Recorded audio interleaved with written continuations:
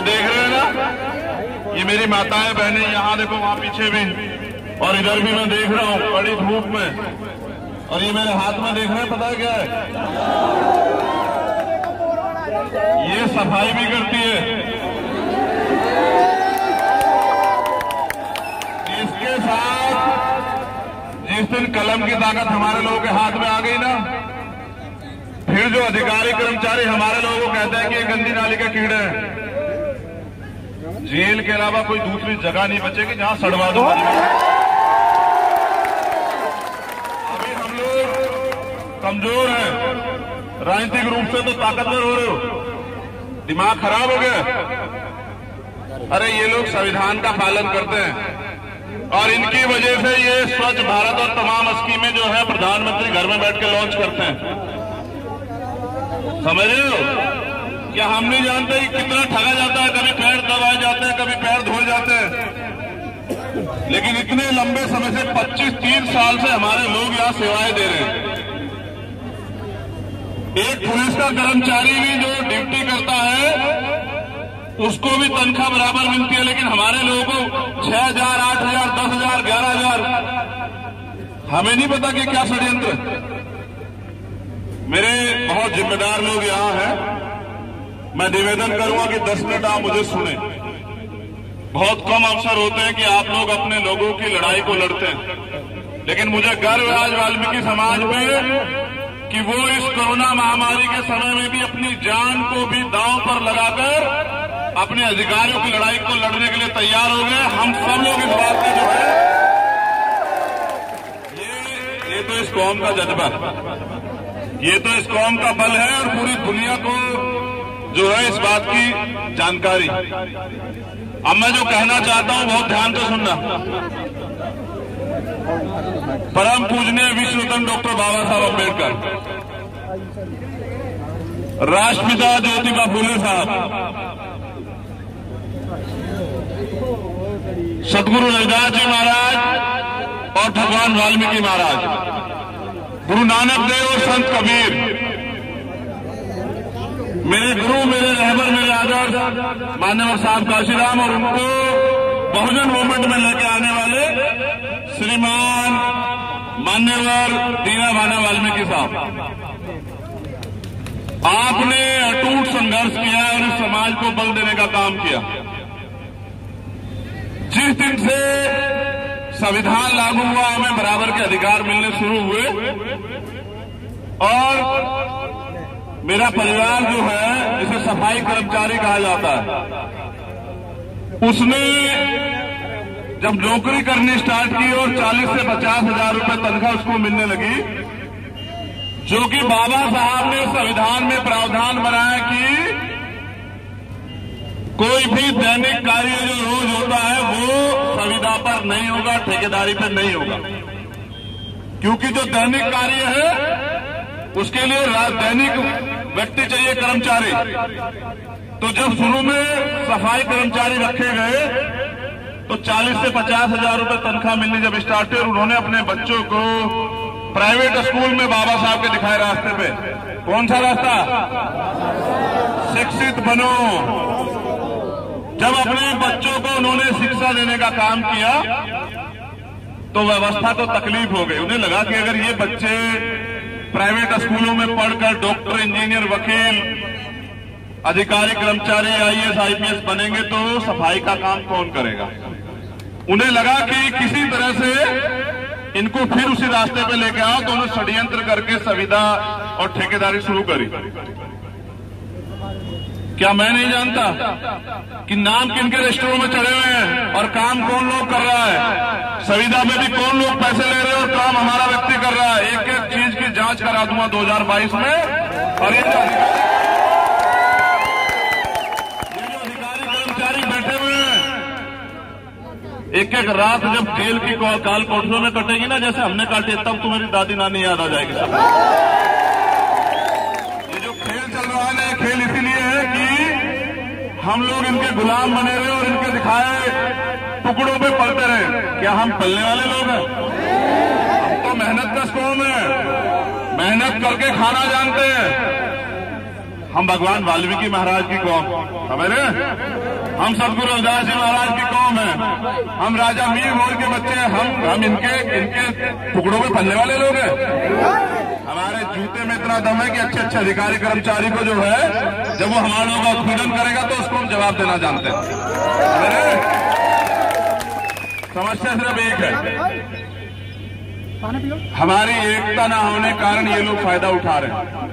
फायदा कैसा? आंदोलन की शुरुआत हुई, पहले इन्होंने हमारे लोगों को ठगने का प्रयास किया होगा, तरह तरह की बातें बता के, तरह तरह के प्रलोभन देके। जब हमारे लोगों ने तय कर लिया कि नहीं, मुझे कहा हमारे लोगों ने 3-4 दिन पहले कि भाई साहब इस बार मर जाएंगे लेकिन स्वाभिमान से समझौता नहीं करेंगे, इस बार लड़ेंगे। तो भाई याद रखो कि इतिहास किनका लिखा जाता है? लड़ने वालों का। कायरों का इतिहास नहीं लिखा जाता। अगर कोई चीज पानी है तो कोई चीज उसके बराबर की कुर्बानी भी देनी पड़ेगी, समझ रहे? उसके बराबर की कुर्बानी भी देनी पड़ेगी। तो अनिल ने दी कुर्बानी। अनिल ने सुसाइड नहीं किया, वो शहीद हुआ, समझ रहे? अगर अपने हक की आवाज उठा रहे हैं तो हमें नौकरी से निकाल रहे हो। यहाँ प्रशासन के लोग होंगे जिन्होंने कल लाठीचार्ज किया था। देखो भाई, मीडिया के लोग भी और प्रशासन के लोग भी, LIU के लोग भी होंगे। जाके कमिश्नर साहब को बताओ कि जिन लोगों को जेल भेजा है या अरेस्ट कर रखा है उनको रिहा करवाएं। समझ रहे? दिमाग खराब ना रखें, ये बात गलत है जो कर रहे हैं। मैंने अभी दिल्ली में देखा था कि पुलिस वाले भी आंदोलन कर रहे थे, देखा था आपने? दिल्ली के लोग जानते हैं नहीं जानते कि पुलिस के लोग आंदोलन कर रहे थे। जब वकीलों का पुलिस वालों का झगड़ा हुआ तो पुलिस के लोग आंदोलन कर रहे थे नहीं कर रहे थे? मैंने कई पुलिस वालों को अपनी तकलीफ बयान करते करते रोते हुए देखा। अगर आज हमारे लोग अपने हकों के लिए यहाँ लड़ रहे हैं, अपने हकों के लिए यहाँ जो है आंदोलन कर रहे हैं, तो हमारे लोगों को मार के सत्ता का दुरुपयोग कर रहे हो। राइट बात सर। ये कल तो वक्त भी था और आने दो कमजोर वर्ग के गरीबों के बच्चों की सत्ता मैं दिखाता हूँ कि दिन तुम पे फिर भी आएगा। घबराओ मत। अपने हक की लड़ाई लड़ना बाबा साहब के दिए संविधान में हमारा जन्मसिद्ध अधिकार है। न्याय मांगना और अपनी मांग को उचित तौर पर रखना। अगर आप ये सोचते हैं कि आप ये हक की आवाज दबा दोगे तो किसी आप गलतफहमी में हो सकते हो। हमारे बुजुर्गों ने सह लिया। क्या आज का नौजवान भी गुलामी सहने के लिए तैयार है? क्या तुम्हारा खून पानी हो चुका है? किसी की औकात है हमारे माता बहनों पे लाठी चला दे? मेरा वो देना जरा जो सबसे पवित्र ग्रंथ रखा हुआ है। ले भाई मानसू, एक मिनट तू मत पकड़, तू पकड़े, यहाँ पकड़ कर। अरे पानी, हमारे लोगों का खून बह रहा है, तू मुझे पानी पिला रहा है? मेरा खून इतना ठंडा मत करो कि कल मैं भी जो है अजेंटो जैसा हो जाऊं। मुझे तो ऐसे ये देख रहे हो। अब बात करते हैं इसकी। देख रहे हैं आप सब लोग? इसने हमें अधिकार दिए। किसने दिए हमें अधिकार? इसने अधिकार दिए। कोई सरकार इसे नहीं छीन सकती हमारे अधिकार को, समझ रहे हैं? अब बात करते हैं मुद्दे की। मुद्दा यह है कि गंदगी का काम करें हम। हमारे पढ़े लिखे बच्चे रोजगार नहीं जब सरकार दे रही तो मजबूर हो रहे हैं ठेकेदारी पे काम करने के लिए। मुख्यमंत्री कहते हैं कि संविदा पे नौकरी निकालूंगा। संविदा पे मुख्यमंत्री क्यों नहीं हो सकता भाई? अगर काम अच्छा ना करे मुख्यमंत्री तो उसको 6 महीने में हटा देना चाहिए। क्यों भाई? अगर CEO ये जो यहाँ बैठी हुई है हमारी बहन, अगर ये अच्छा काम ना करे तो इसको नहीं हटा देना चाहिए भाई? देखो भाई, हम तो बाबा साहब के बच्चे हैं, सदगुरु रविदास जी महाराज, भगवान वाल्मीकि महाराज और गुरु नानक देव के बच्चे हैं, कबीर महाराज के बच्चे हैं। हम तो महिलाओं का सम्मान करते हैं। लेकिन अगर कोई हमारी बहनों को, माताओं को, हमारे बुजुर्गों को, हमारे भाइयों को जानवर कहने लग जाए तो भाई ये तो बर्दाश्त नहीं होगा। समझ रहे हैं ना?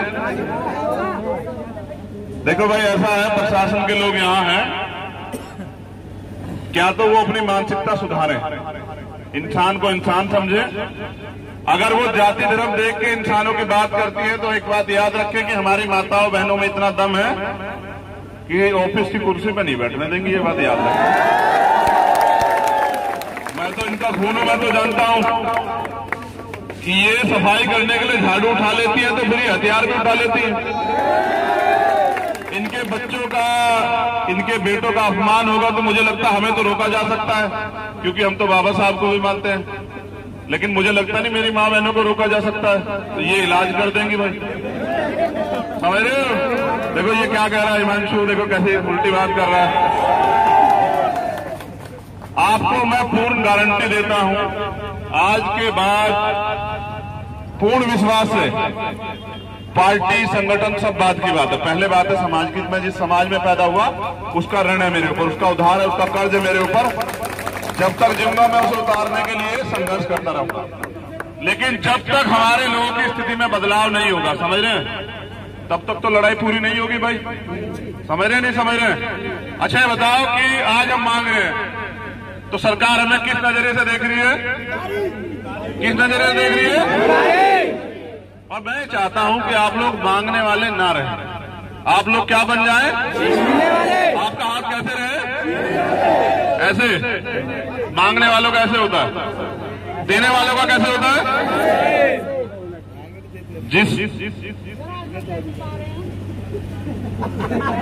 देते आ रहे।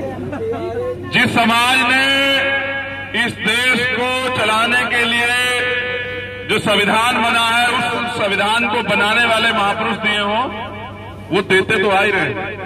सच ये भी है कि इतनी परेशानियों के, इतनी जातियों के बाद जिस तरह से अत्याचार किए जाते हैं, चाहे वो सीवर में हमारी जान जाए, या मूछे रखने पे हमारी जान जाए, घोड़ी पे बैठने पे हमारी जान जाए, या जुल्म जातियां करके हमारी जान ली जाए, या तरह तरह से, जैसा मेरा कड़वा अनुभव कि एक बार के जीवन में एक दलित समाज का व्यक्ति 100 बार मरता है, 100 बार उसका अपमान किया जाता है। मुझे ऐसा लगता है कि परिवर्तन प्रकृति का नियम है। अब मुझे ऐसा लगता है कि दौर बदलने वाला है, अब कमजोरों का, गरीबों का दौर आने वाला है, मुझे ऐसा लगता है। और मुझे ऐसा भी लगता है, ले भाई पकड़ियो, ला मेला, तुम तो थकने लगे, ला मुझे दे दो, मैं अपने आप उठा लूंगा।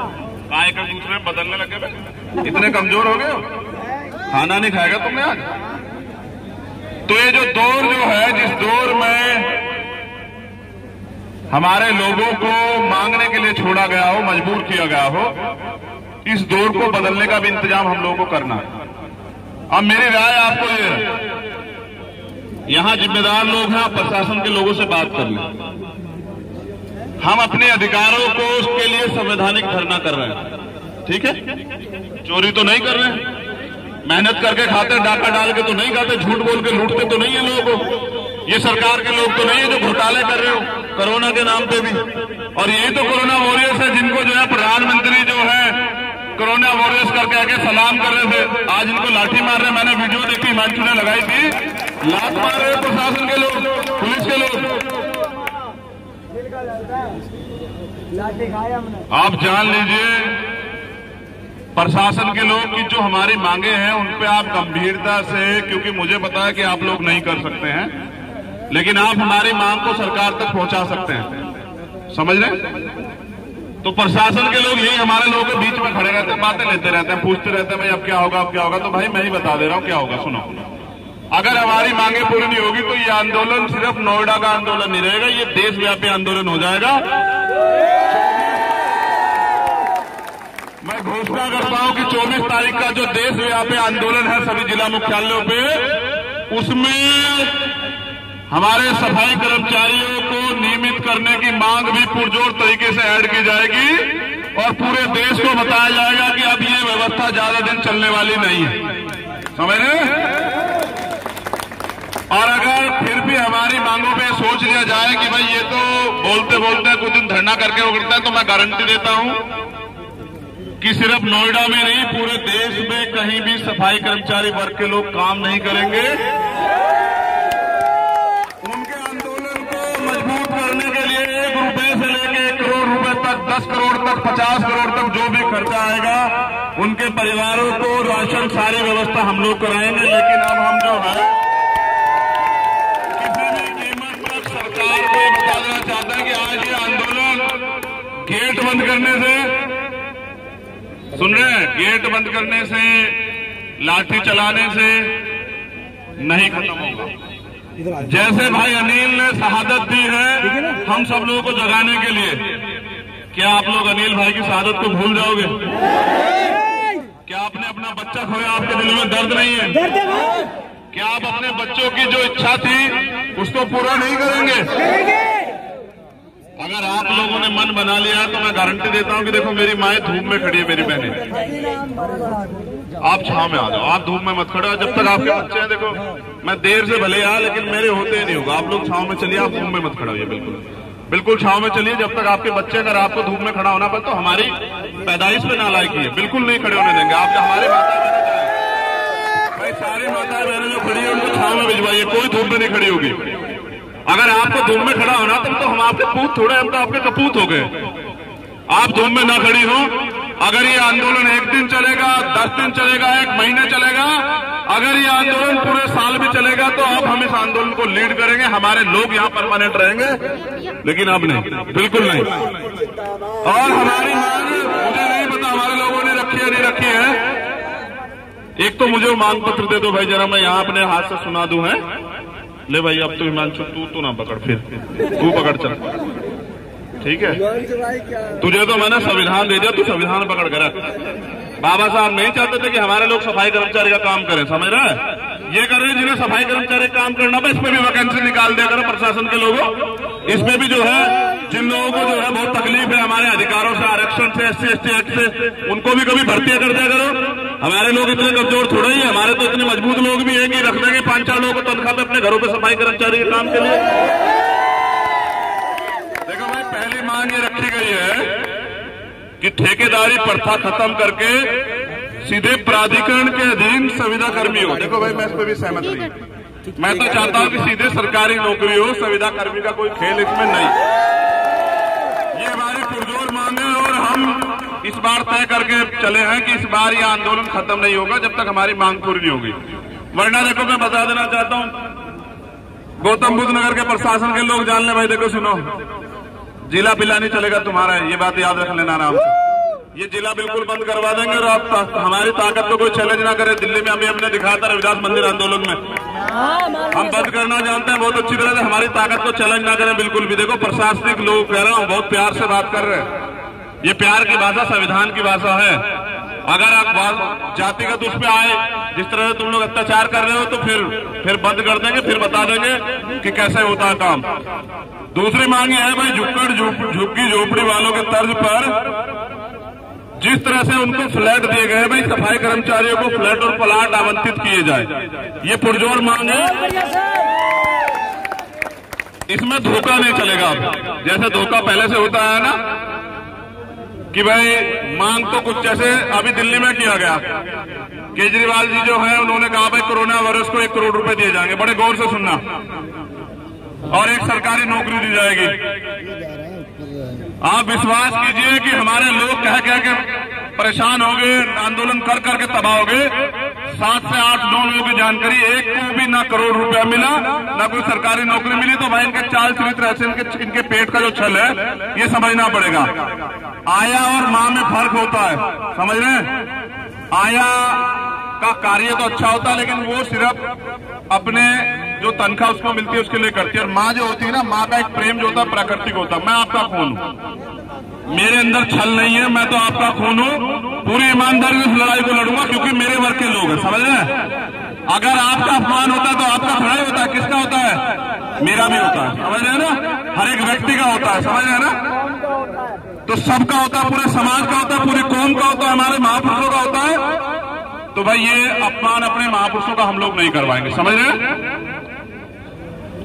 तीसरी मांग है कि भाई शहीद भाई अनिल वाल्मीकि जी के परिवार के एक सदस्य को सरकारी नौकरी दी जाए और उचित मुआवजा जो है उनके परिवार के पालन पोषण के लिए दिया जाए। और चौथी मांग है कि भाई क्षेत्र में स्थानीय बेरोजगार युवाओं को कंपनी में रोजगार की व्यवस्था की जाए, क्योंकि देखो ये काम तो हमें मजबूरी में करना पड़ रहा है, क्योंकि हमारी आबादी तो बहुत ज्यादा है और तमाम लोग इस बात को जानते भी हैं कि इनकी आबादी तो भाई बहुत ज्यादा है। तो सरकार के पास तो रोजगार देने की कोई स्कीम नहीं है। तो जो करोड़ों माँ बाप अपने बच्चों को पढ़ाते हैं, ये सोच कर कि भाई कल ये सरकारी नौकरी करेगा, इसका जीवन सेफ हो जाएगा, अपने बच्चों को आगे अच्छा पढ़ाएगा, तो इसके सपने तैयार होंगे। माँ बाप अपना पेट काट के, अपने सपने काट के उस बच्चे को आगे बढ़ाते हैं, मगर अब सरकार सरकारी नौकरी नहीं दे रही है। फिर कहीं संविदा की बात करते हैं, कुछ करते हैं। तो ये भी मांग रखी है, तमाम युवाओं को मद्देनजर रखते हैं कि सरकार रोजगार दे। ये कहने से काम नहीं चलेगा कि हम पे ठेका नहीं, ठेका तो है, अगर तुम पे रोजगार नहीं दिया जा रहा तो मेरी सरकार से मांगे कि आप कुर्सियां खाली कर दो। आप आज हमें दे दो सत्ता की कुर्सी, उत्तर प्रदेश कुर्सी आप हमें दे दो, कल सारे संविदा कर्मी जो है और सारे सफाई कर्मचारी नियमित हो जाएंगे।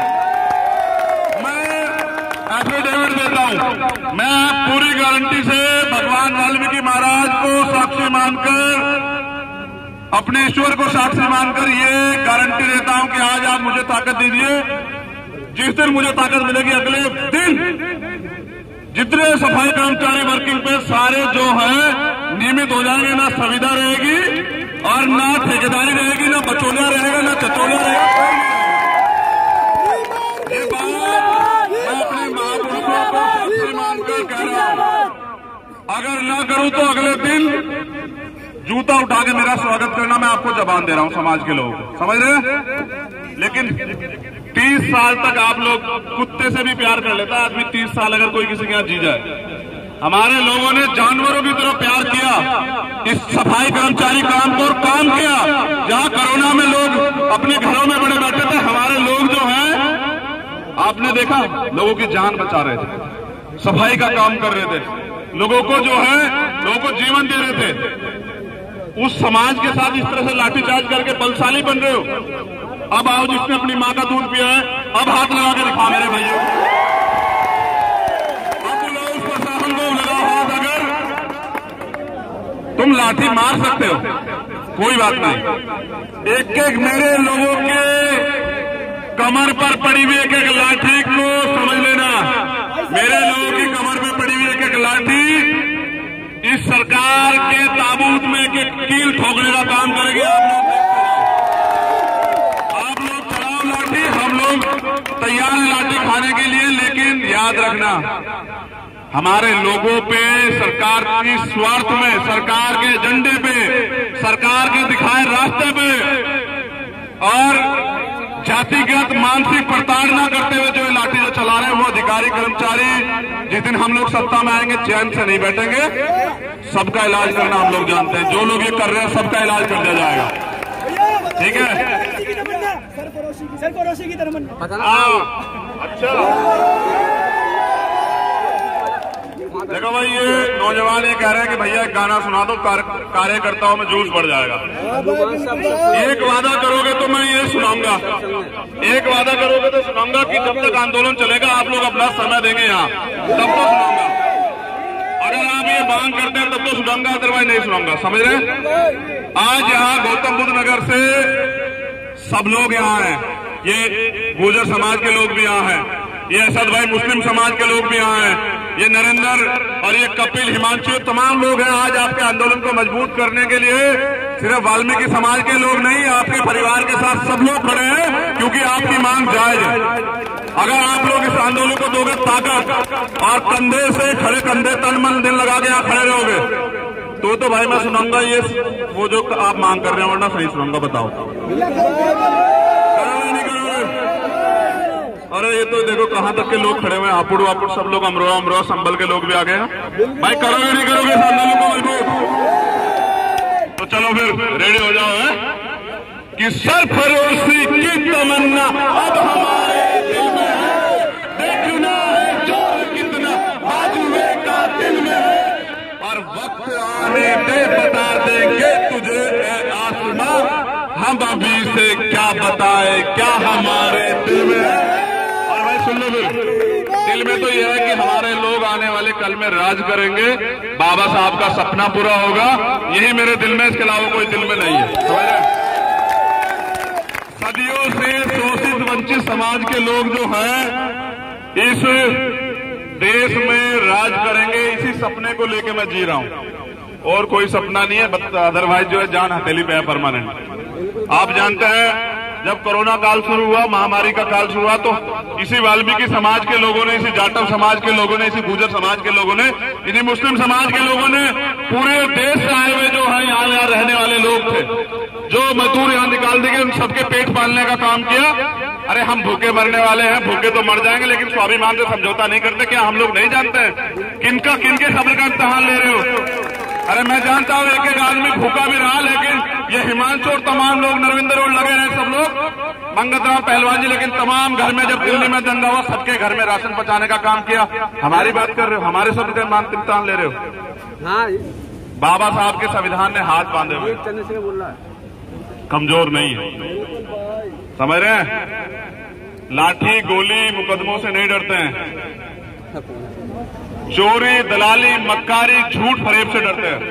आपने इतने लंबे समय से किया है, अब हमारे लोग नहीं सहेंगे। क्या अब भी दलालों के बातों में आके अपने आंदोलन को कमजोर करोगे? देखो दो चीजें, बाबा साहब ने कहा शिक्षा शेरनी का वो दूध है जो पिएगा दहाड़ेगा, और उन्होंने ये भी कहा जब काशीराम साहब यहाँ आए कि अन्याय अत्याचार के खिलाफ जो कौम आवाज नहीं उठाती वो लाशें उठाती है। आज आप अन्याय अत्याचार के खिलाफ आवाज उठाने के लिए खड़े हुए।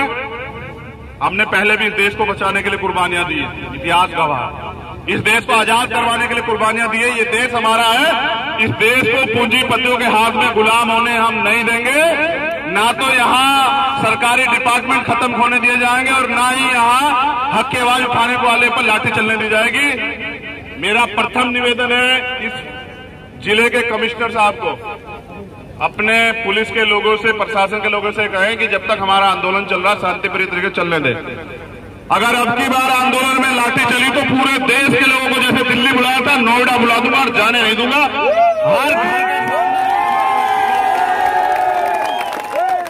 मैंने कहा ना कि सब्र का इम्तिहान नहीं। अगर अब की बार मेरे परिवार में लाठी चली तो जय जयकार, जय जय भीम के नारे जो हैं, जय वाल्मीकि जय रविदास के नारे जो हैं यहां से सुनाई देंगे पूरे गौतम बुद्ध नगर को। और गौतम बुद्ध नगर को नहीं, लखनऊ में बैठे मुख्यमंत्री के कान में भी आवाज जाएगी। समझ रहे हैं? समझ रहे हैं? इतनी ताकत तो रखते हैं कि अब पहले दोनों हाथ उठा के बताओ ताकत का अंदेशा है या नहीं है? तो अगर हम यहाँ लोग इकट्ठा हुए बताने के लिए इकट्ठा हुए कि कोरोना से नहीं डरते हम।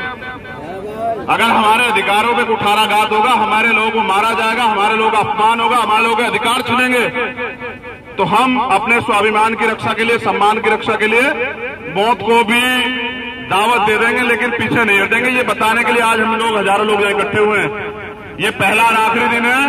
अब के बाद जो होगा वहां ऐतिहासिक होगा। कमिश्नर साहब मेरी बात को मेरा राजनीतिक स्टेटमेंट ना समझे, ये मेरे परिवार की लड़ाई है। समझ रहे हैं? झंडा और डंडा जो है ना, लाइए दियो।